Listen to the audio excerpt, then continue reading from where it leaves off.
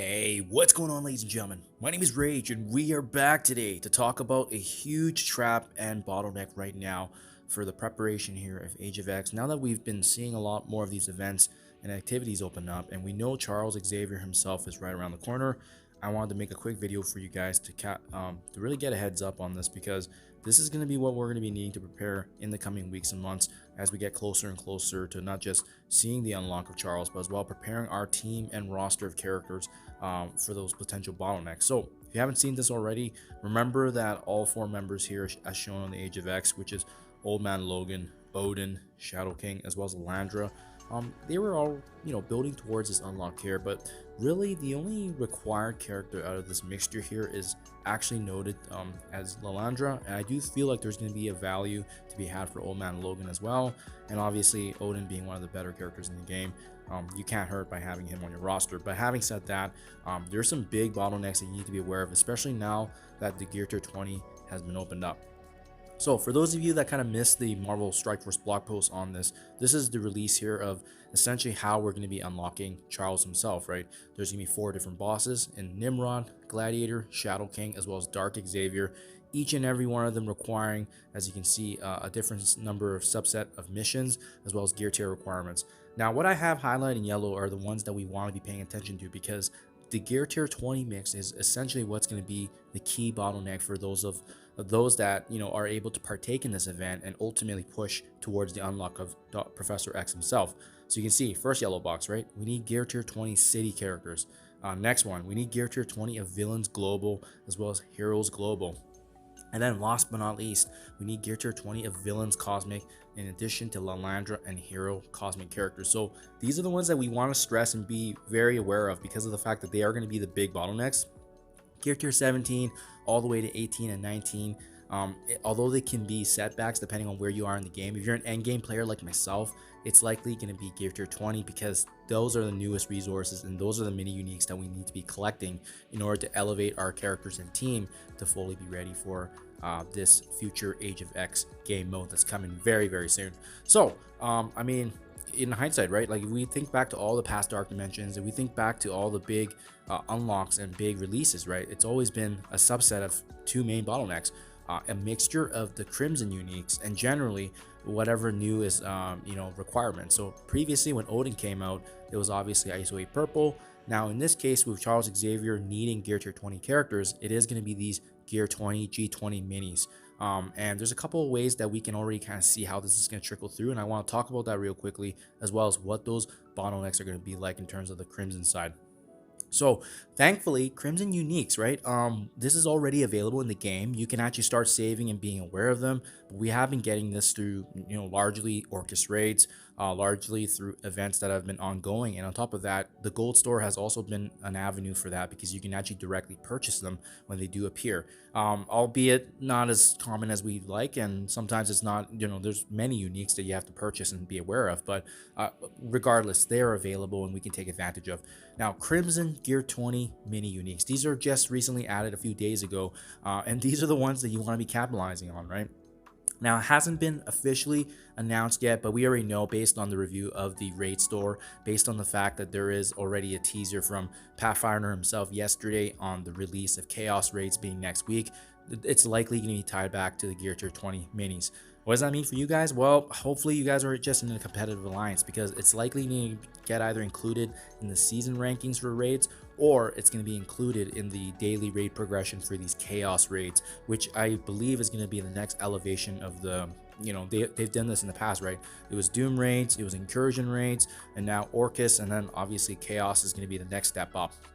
We also have now this new X-Coin store that is available right now in terms of the event festivities, available for the next month and a half here. So you can directly purchase those Gear Tier 20 minis as well. And then what we saw obviously from the wrap up of last week's event and opening of this one is that there's limited time events now that I believe are going to be happening for the next couple months, which means you want to take advantage of all the leaderboards that are available, especially if you're free to play. It means that you may have to hoard energy, as I pointed out in my earlier video today. So just something to be mindful of. Last but not least, not yet confirmed, but if it's going to be following a similar pathway to what we saw before with Crimson Uniques, is that it should be included in the gold store, because they know that many players, myself included, have had a huge supply of gold reserves, right? And they need a way to spend this. So I'm pretty confident this is going to get included in the gold store. It's not a matter of if, but when that's actually going to appear. And it could very likely be after all these events and limited time things such as the Xcoin store limited events fully wrap up, and then they finally infuse that into the gold store because it is quite accessible when you're able to purchase it on a daily basis. So guys, those are the big ones. Those are the ones you should be aware of. Now, what I also went through is took a look at some of the uniques that we should be aware of. And obviously this is not going to be an exhaustive list, but I like to think that these are the uniques that we should be focused on, or at least, try to farm as much as you can. Because remember, although we do need these gear tier 20 minis, which is probably going to be the main bottleneck, the secondary part is the unique side of it. So these are uniques in my honest opinion, guys, to keep an eye out for, because we do need actually 43 pieces of them to elevate your character from gear tier 18 to gear tier 20. So if you haven't used any of the Crimson gear yet, this is a good time to save. And I also pointed out some of these uniques because I do believe some of these characters that are included in the list are going to be very important for the unlock of Charles himself. So starting off here, Crimson Alien Spores. It's possible this one is a good one to be maintaining, and obviously trying to purchase when you can, because Null is likely going to be required. His unlock is going to be very, very soon, especially the return of Battle World today.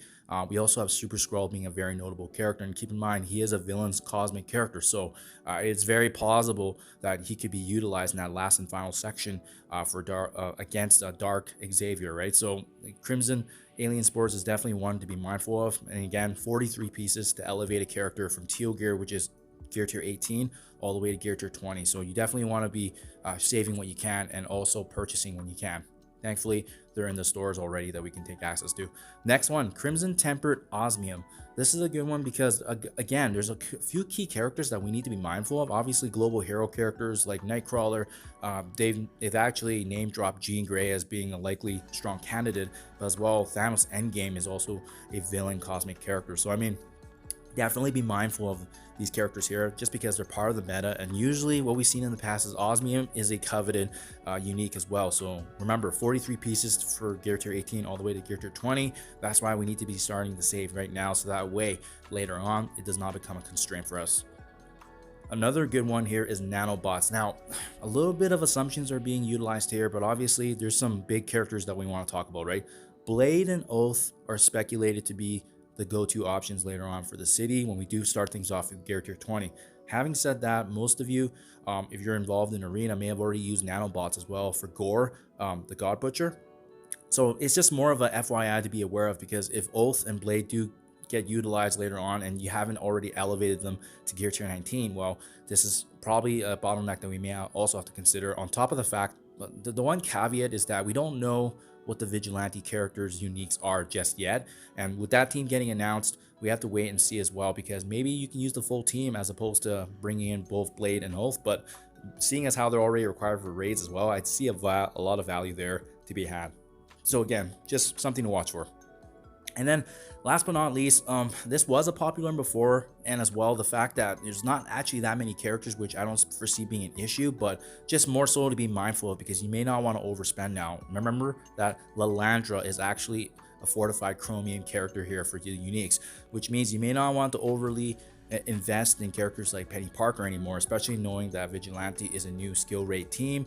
Quicksilver, we got Big Time Spider-Man, even Zombie Iron Man, all having value in different aspects of the game. So just things to be watching for, right? But obviously Lalandra is going to take priority because she is fully required for Charles himself, and even name dropped again in the requirements for Age of X itself. And like I said before, guys, we don't really know what the Vigilante team looks like right now, but that's the one thing that's kind of an X factor. And if they are going to be fully utilized in the city section, well, I would take that opportunity then maybe to rethink what we want to plan ahead here for nanobots. So yeah, that's my 2 cents for now, guys. Things and traps to watch for, but as well as the two big bottlenecks, again, being the uniques and the gear tier 20s. Do let me know what you think comments below, though. I'm pretty pumped for all this because obviously we're always excited for new content, but this is going to look like it's going to be challenging, a mix of theory crafting and as well as figuring out, which resources we want to min and max, so that way we can fully complete this event, ultimately unlocking Professor X himself. Do let me know what you guys think. Thank you for your time as always, and I'll catch you guys in the next one.